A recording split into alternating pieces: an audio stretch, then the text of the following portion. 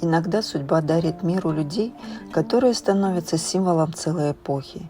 Их жизнь проходит, но их талант остается в памяти народа.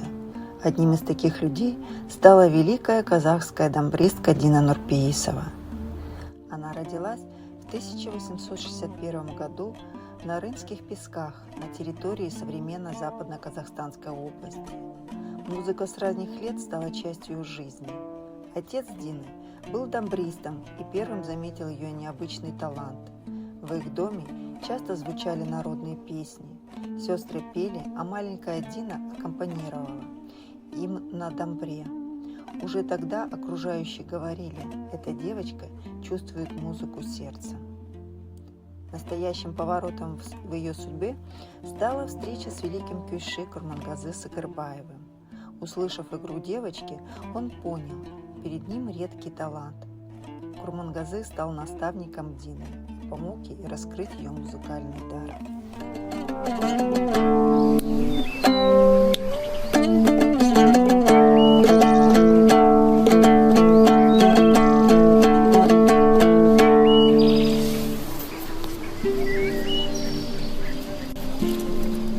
Айналайын, өлерім жансың. Даланың қызғалдағындай құлпырып тұр екенсің. Алла тағаланың берген өнерін арғай дамытуға, үйретуге күшімді, қажымас қайратымды салуға сөз берем. Бағым жансың жаным. Каждый раз я училась чему-нибудь новому у великого мастера дамбры. Он любил слушать мою игру и не раз называл меня своей лучшей ученицей. Каждое указание, сделанное им, было для меня законом. Седой, но бодрый старик учил любить свой народ и прислушиваться к нему, вспоминала Дина. Под его влиянием она не только совершенствовала технику игры, но и училась понимать глубокий смысл кюя. Ведь кюй – это особый жанр казахской инструментальной музыки. Он способен передать целую историю без слов. Со временем Дина Нурпеисова стала одной из самых известных дамбристок Казахстана. Она исполняла произведения великих мастеров и создавала собственные кюи. Среди ее известных произведений – Бол-Бол, Есем-Коныр, Шигер, Байжума, Ана Бөрігі. В этих мелодиях звучит жизнь народа, его радость и печаль, его сила и надежда. Интересно, что широкая известность пришла к Дине уже в зрелом возрасте. В 1937 году, когда ей было 75 лет, она выступила на республиканском смотре народного искусства. Ее игра поразила зрителей и музыкантов.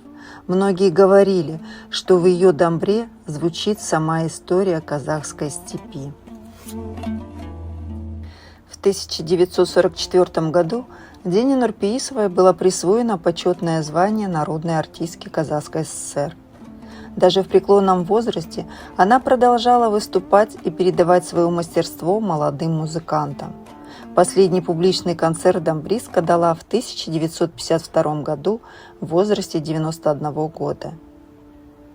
31 января 1955 года в 8 часов вечера Дина попросила дамбру, собралась силами и сыграла кюй Курмангазы Кайран Шешем. Затем прижала дамбру к груди и закрыла глаза. Так ушла из жизни великий композитор кюйши Дина Нурпеисова. Музыка не знает времени, она приходит через годы, поколения и судьбы. Дина Нурпеисова прожила долгую жизнь, почти 100 лет. Она видела смену эпох, пережила трудные времена, но никогда не расставалась с дамброй. Ее кюи – это не просто музыка, это дыхание степи, голос народа, история, рассказанная двумя струнами. И пока звучит дамбра, пока молодые музыканты исполняют ее кюи, имя Дины Нурпеисовой будет жить, потому что настоящая музыка никогда не уходит в прошлое, она остается в сердце народа.